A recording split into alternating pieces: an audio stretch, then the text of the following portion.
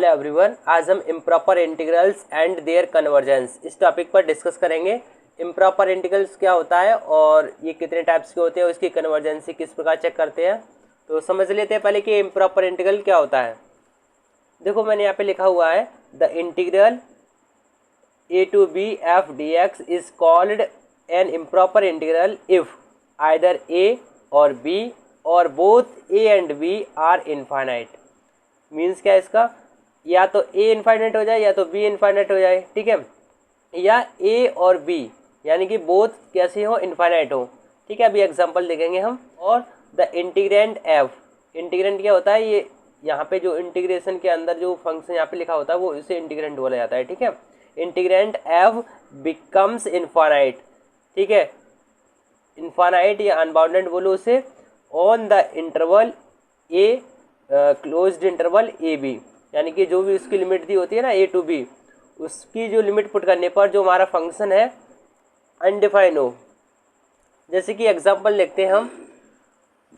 देखो एग्जांपल्स क्या है, लिमिट क्या है, 0 to 1 है, ठीक है। यहाँ तो ये इन्फिनिटी वाला नहीं है, यहाँ पे इन्फिनिटी होता तो हम बता देते कि ये इम्प्रॉपर इंटीग्रल है, लेकिन यहाँ पे लिमिट क्या है, 0 to 1। तो अब हम ये इम्प्रॉपर इंटीग्रल क्यों है, क्योंकि अगर हम इसमें, मैंने क्या बताया कि जो लिमिट अगर पुट करने पर, उस फंक्शन पुट करने पर अगर वो इन्फाइनाइट हो रहा है, जैसे कि अगर हम 0 पुट कर रहे हैं यहाँ पे, ठीक है, तो इससे कुछ फर्क नहीं है। लेकिन अगर 1 पुट कर देंगे तो 1 - 1 कितना हो जाएगा, 0 हो जाएगा।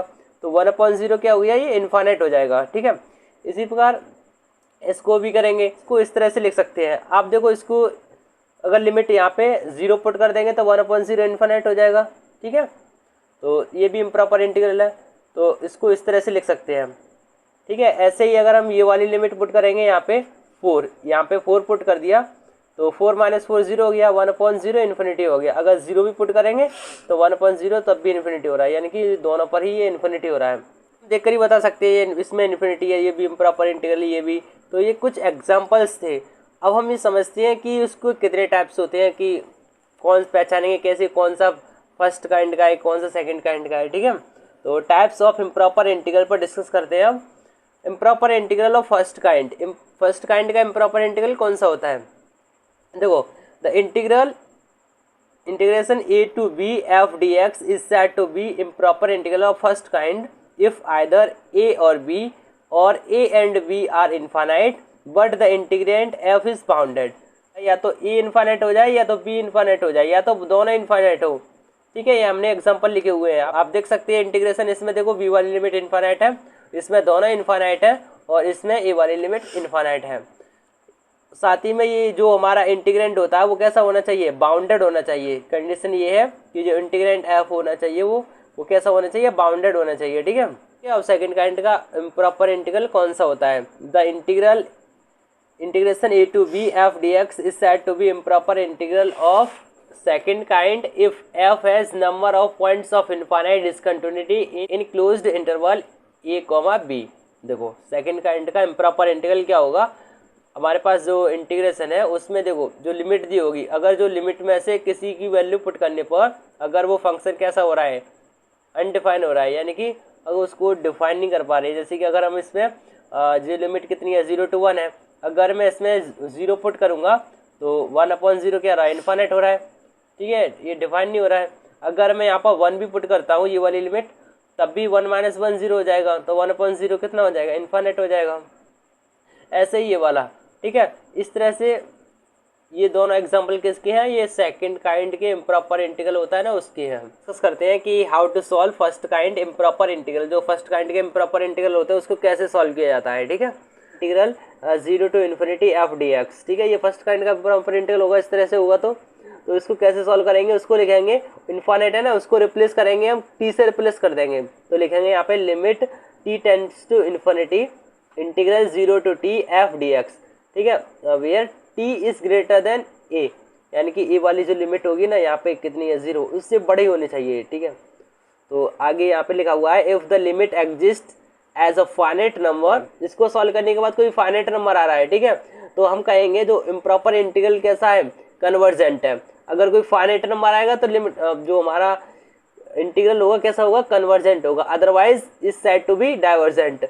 अगर ये हमारी जो लिमिट है एग्जिस्ट नहीं करती है, यानी कि फाइनाइट नंबर नहीं आए तो हम कहेंगे वो कैसी है, जो हमारा इम्प्रॉपर इंटीग्रल है कैसा है, डाइवर्जेंट है। अगर हमारे पास इंटीग्रल कुछ इस तरह का दिया हो तो अभी हम क्या करेंगे, इसको जो इनफाइनाइट है ना, माइनस इनफाइनाइट, ठीक है, तो इसको भी टी से रिप्लेस कर देंगे। तो limit T tends to minus infinite integral T to B F D X where T is less than B, यानी कि जो बी है वो ग्रेटर देन होना चाहिए किससे, टी से। इफ द लिमिट एग्जिस्ट, अगर ये एग्जिस्ट करे और ये फाइनाइट नंबर, अगर कोई फाइनाइट नंबर आए इसको सॉल्व करने के बाद, तब हम क्या करेंगे, then the improper integral is said to be convergent. अगर फाइनाइट नंबर ना आए तो हम कहेंगे कैसा है, ये इंटीग्रल डाइवर्जेंट है। If the both limits are infinite, third case क्या है, दोनों अगर इनफाइनाइट हो, इसको हम लिख सकते हैं कि इंटीग्रेशन माइनस इनफाइनाइट से लेकर सी तक, ठीक है, हम इसको लिमिट को ब्रेक कर लेंगे, ठीक है, किसी पॉइंट पर ब्रेक करेंगे। हमने कहाँ पे, मान लीजिए सी पॉइंट पर इसको ब्रेक किया, minus infinite to C F D x plus, अब कहाँ से चलेंगे, जहाँ पे एंड किया है ना वहीं से स्टार्ट करेंगे। तो हम कहाँ तक चले, माइनस इनफाइनाइट से लेके सी तक, सी से लेके अब कहाँ तक, इनफाइनाइट तक चलेंगे, ठीक है। जो लोअर लिमिट थी माइनस इनफाइनाइट से लेके हम कहाँ तक रुके, सी तक, सी के बाद सी से स्टार्ट हुए जो अपर लिमिट थी वहाँ तक, उसको जो इनफाइनाइट होता है इसको किससे रिप्लेस कर देते हैं, टी से। तो यहाँ पर देखो तो हमारे पास दो पार्ट हैं इसके, तो हम क्या करेंगे, इसके लिए टी1 का यूज़ करेंगे, इसके लिए टी2 का। तो लिखा हमने limit T one tends to infinity integral T one to C F D x plus, ठीक है, लिमिट टी, इसको टी2 से रिप्लेस कर देंगे इस वाले इन्फिनिट को, तो लिखेंगे limit T two is tends to infinity integral C to T two F D X. Okay, if the limit exist then the improper integral, ये वाला है जो इम्प्रॉपर इंटीग्रल है, is said to be convergent. अगर ये फाइनाइट नहीं आएगी हमारी वैल्यू तो हम कहेंगे कैसा है, वो डाइवर्जेंट है। तो अब हम देखते हैं एग्जांपल्स। बाय डेफिनेशन हम लिख सकते हैं, जो हमारे पास इंटीग्रेशन है ना उसको लिख सकते हैं, ये जो इनफाइनाइट है ना उसको टी से रिप्लेस करेंगे और लिमिट लगाएंगे, limit T tends to infinity integral 1 to T D X upon X, ठीक है। तो पहले इसको सॉल्व कर लेंगे, इंटीग्रेशन को कितना है, 1 अपॉन एक्स का क्या होता है, लॉग एक्स होता है ना, लिमिट कितनी है 1 टू टी, ठीक है। तो इसको लिमिट को पुट किया, upper limit minus lower limit, और limit T tends to infinity है, लिमिट की वैल्यू पुट करने पर तो हमारे पास आएगा log infinity minus log zero. Log zero की वैल्यू कितनी होती है, जीरो ही होती है वो, ठीक है। लॉग इन्फिनिटी की वैल्यू कितनी आती है, इन्फिनिटी। तो ये कैसा है, फाइनाइट नंबर नहीं है, कैसा है, इनफाइनाइट है, तो लिखेंगे it is divergent. Examine the convergence of the following improper integrals. तो पहले इसको चेक करेंगे, हमने क्या लिखा, बाय डेफिनेशन हमने क्या किया, जो लिमिट है ना उसको हमने टी से रिप्लेस कर दिया। तो हमने यहाँ पे लिखा limit T tends to minus infinity integral T to zero D X upon P square plus Q square X square. अब देखो इसको कैसे सॉल्व करेंगे, तो इसको जैसे कि इंटीग्रेशन करते हैं ना उसी तरह से सॉल्व करेंगे। यहाँ पे क्यू स्क्वायर कॉमन लेंगे, इसका कोफिशिएंट कॉमन ले लेंगे, तो हमने क्यू स्क्वायर कॉमन ले लिया, तो क्या बचा यहाँ पे x square plus P upon Q का होल स्क्वायर कर लिया, ठीक है। पी अपॉन क्यू का स्क्वायर हो जाएगा ना, क्योंकि हमने यहाँ पे क्यू स्क्वायर कॉमन ले लिया है, तो पी स्क्वायर के अपॉन में कितना आएगा, क्यू स्क्वायर आएगा, तो स्क्वायर करके दोनों का स्क्वायर है तो होल स्क्वायर कर दिया। फॉर्मूला पता है इंटीग्रल में क्या होता है, 1 अपॉन, इसका एक formula 1 upon x square plus a square, इसका ये फार्मूला होता है। तो यही फार्मूला हमने यहाँ पे अप्लाई किया, तो 1 अपॉन ये वाला 1 अपॉन क्यू स्क्वायर है ना, इसको हम बाहर लिख लेते हैं, ठीक है। तो हमने 1 अपॉन क्यू स्क्वायर यहाँ पे लिख लिया, limit T tends to minus infinity. तो यही फार्मूला लगाया, क्या होता है, मैंने 1 upon A tan inverse x upon A, ठीक है। तो ए का काम ये कर रहा है, तो 1 अपॉन ए करेंगे, तो 1 अपॉन पी अपॉन क्यू करेंगे ना, तो पी अपॉन क्यू, तो उल्टा हो जाएगा, क्या हो जाएगा, Q upon P tan inverse x upon a. तो एक्स कितना है, एक्स अपॉन में आएगा ए कितना है, पी अपॉन क्यू, तो क्यू है ना ऊपर पहुंच जाएगा एक्स के साथ। इसकी लिमिट पुट करेंगे, अपर लिमिट माइनस लोअर लिमिट, ठीक है। तो लिमिट पुट करने के बाद ये तो जीरो हो जाएगा, टेन इनवर्स जीरो की वैल्यू जीरो होती है, ये वाला टर्म पूरा कैसा हो गया, जीरो हो गया। तो इसके साथ मल्टीप्लाई किया तो माइनस का 1 upon Q square Q upon P और टेन इनवर्स इन्फिनिट आया, ठीक है। तो अब हम क्या करेंगे, अगर इससे कैंसिल हो गया, अब देखो टेन इनवर्स माइनस इन्फिनिटी है, ठीक है। तो इसकी वैल्यू कितनी होती है, टेन इनवर्स माइनस इन्फिनिटी है, तो इसकी वैल्यू हो जाएगी माइनस पाई बाई टू आएगी, इसका मान कितना आएगा, माइनस का पाई बाई टू आएगा, ठीक है। तो माइनस माइनस प्लस हो जाएगा यहाँ पे, और पाई बाई टू लिखा हमने, और यहाँ पे क्यू और पी बचा था, इसलिए क्या आया, पाई अपन टू पी क्यू। तो ये क्या फाइनाइट नंबर है, तो हम लिखा हमने ये कैसा है, ये इंटीग्रल कन्वर्जेंट है। सेकंड काइंड का इम्प्रॉपर इंटीग्रल होता है, इसको किस तरह से सॉल्व करते हैं। तो पहला पॉइंट क्या हमारा, if A is the only point of infinite discontinuity of F then we define integral A to B F D X, यानी कि ये कह रहा है अगर इस तरह का इंटीग्रेशन दिया हो और ये वाला इंटीग्रल किस पॉइंट पे, ए पॉइंट पे कैसा हो रहा है, अनडिफाइन हो रहा हो, ठीक है, उसकी वैल्यू पुट करने पर अनडिफाइन हो रहा हो, तो हम क्या करेंगे, तो उसको किस तरह से लिखेंगे, limit epsilon tends to 0 positive integral A plus epsilon to limit कहाँ तक, बी तक, F D X provides the limit exist as a finite number. अगर इसको सॉल्व करेंगे, अगर फाइनाइट नंबर आएगा तो हम कहेंगे वो जो इंटीग्रल है कैसा है, कन्वर्जेंट है, अदरवाइज कैसा होगा, ये डाइवर्जेंट होगा। अगर फाइनाइट नंबर नहीं आएगा, ठीक है, तो क्या कहेंगे हम, कैसा है, ये डाइवर्जेंट है। तो बी पॉइंट पे इनफाइनाइट डिस्कंटिन्यूटी हो तो उसको किस तरह से लिखेंगे, तो limit epsilon tends to 0 positive integral A to B minus epsilon F D X. आपको यही ध्यान रखना है, अगर ए पॉइंट पे इनफाइनाइट डिस्कंटिन्यूटी हो तो हम क्या लिखेंगे, यहाँ पे जो लिमिट में एप्सिलॉन को ऐड करेंगे, ठीक है, ए प्लस एप्सिलॉन करेंगे। अगर बी पॉइंट पे इनफाइनाइट डिस्कंटिन्यूटी हो, ठीक है, एप्सिलॉन को माइनस करेंगे लिमिट में से, ठीक है, बी माइनस एप्सिलॉन करेंगे। अगर इसको सॉल्व करने के बाद अगर हमारा अगर ये एग्जिस्ट कर जाए, इसकी लिमिट एग्जिस्ट कर जाए, कोई भी फाइनाइट नंबर आए, तो हम कहेंगे जो इम्प्रॉपर इंटीग्रल है कैसा है, कन्वर्जेंट है। अदरवाइज कैसा होगा, अगर फाइनाइट नंबर नहीं आएगा तो डाइवर्जेंट ही होगा। केस थर्ड क्या है, if F becomes infinite at some point C only within, जो हमारे पास जो इंटीग्रल है ना, उसकी जो इंटरवल दिया होगा उसमें उसके बीच में कोई भी ऐसा पॉइंट हो उस पर कैसा हो रहा हो, जो हमारा फंक्शन डिफाइन नहीं हो रहा हो, तो अब हम उसको किस तरह से लिखेंगे, जैसे कि इंटीग्रल हमारे पास a to B F D x, तो हम इसको किस तरह से लिखेंगे, limit epsilon 1 tends to 0 positive integral 0 to c minus epsilon 1, upper limit होगी ना, ठीक है, तो अपर लिमिट होगी उसमें माइनस करेंगे एप्सिलॉन, ठीक है, c minus epsilon 1 f D x plus limit epsilon 2 tends to 0 positive integral, जो लोअर लिमिट होगी ना उसमें एप्सिलॉन ऐड करेंगे, c plus epsilon 2 to B F D x, ठीक है।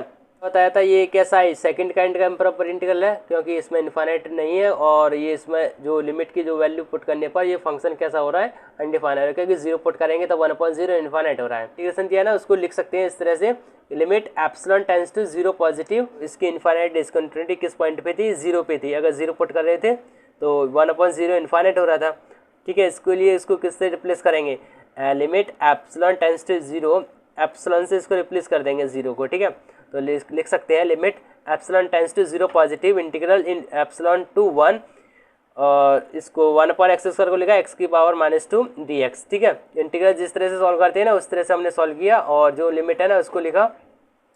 पहले हम क्या करेंगे, अपर लिमिट लगाएंगे, ठीक है, इसको पहले सॉल्व कर लिए, जो इंटीग्रेशन करते हैं ना उसी तरह से किया यहाँ तक, और अपर लिमिट लगाए उसके बाद लोअर लिमिट लगाए, ठीक है।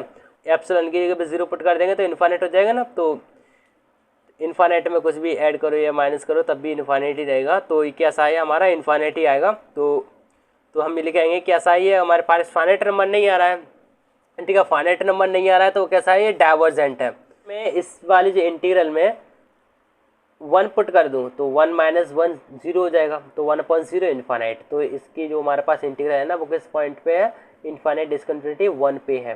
तो इसको कैसे सॉल्व करेंगे, इसको लिख सकते हैं by definition, limit epsilon tends to 0 positive, ठीक है। अब हम क्या करेंगे, यहाँ पे जो 1 है ना तो 1 प्लस एप्सिलॉन करेंगे, लोअर लिमिट में क्या करते हैं, एप्सिलॉन को ऐड करते हैं, ठीक है। मैंने बताया था अगर लोअर लिमिट हो ना, और लोअर लिमिट पे क्या रहा, यानी कि ए पॉइंट पे इनफाइनाइट डिस्कंटिन्यूटी हो तो उसमें क्या करेंगे, एप्सिलॉन को ऐड कर लेंगे जो लिमिट में, ठीक है। और अगर अपर लिमिट में आएगा तब हम क्या करेंगे, एप्सिलॉन को माइनस करते हैं, कंटिन्यूटी है तो हमने क्या किया, लिमिट लिखा, limit epsilon tends to 0 positive integral 1 plus epsilon किया, ठीक है। जो लिमिट दी होती है ना ए प्लस एप्सिलॉन करते हैं, ठीक है। यहाँ पे कुछ भी हो, 2 हो तो 2 प्लस एप्सिलॉन हो जाएगा, लिमिट कितनी है अभी 1 है तो 1 प्लस एप्सिलॉन हुआ, ठीक है। ऊपर वाली में जो क्वेश्चन था उसमें 0 था, इसलिए हमने 0 प्लस एप्सिलॉन ना लिख के केवल एप्सिलॉन ही लिखा था, ठीक है, कंफ्यूज मत होना। उस वाले इंटीग्रल में हमने क्या किया था, 0 प्लस एप्सिलॉन ना लिख के केवल एप्सिलॉन ही लिख दिया था, ठीक है। अगर यहाँ पे 1 होगा तो हम किस तरह से लिखेंगे, 1 प्लस एप्सिलॉन लिखेंगे, इनके जो मेथड होते हैं उसी तरह से इसको सॉल्व कर लिया। पास लिमिट एप्सिलॉन टेंड्स टू 0 है ना, अगर इसकी एप्सिलॉन टेंड्स टू 0 यहाँ पे पुट कर देंगे तो ये पुट कर देंगे तो ये भी 0 हो जाएगा, ये भी 0 हो जाएगा, क्या बचेगा केवल 8/3। 8/3 कैसा है, ये फाइनाइट नंबर है। अगर फाइनाइट वैल्यू आ रही है तो हम कहते हैं कैसा हमारा जो इंटीग्रल होता है कैसा होता है, कन्वर्जेंट होता है। फाइनाइट नंबर पे कन्वर्जेंट होता है, अगर फाइनाइट नंबर नहीं है तो डाइवर्जेंट होता है। ठीक है, तो अब आज की इस वीडियो में हमने जो इम्प्रॉपर इंटीग्रल जाना, इम्प्रॉपर इंटीग्रल किस टाइप का होता है, ठीक है, और इसके जो इम्प्रॉपर इंटीग्रल के जो टाइप्स थे, फर्स्ट काइंड का जो सेकंड काइंड का इम्प्रॉपर इंटीग्रल, उसको सॉल्व करने के मेथड पर डिस्कस किया और उसके उनकी कुछ एग्जांपल्स पर भी डिस्कस किया। आपको ये वीडियो अच्छी लगी तो वीडियो को लाइक, चैनल को सब्सक्राइब कर लीजिएगा। Thank you for watching my videos.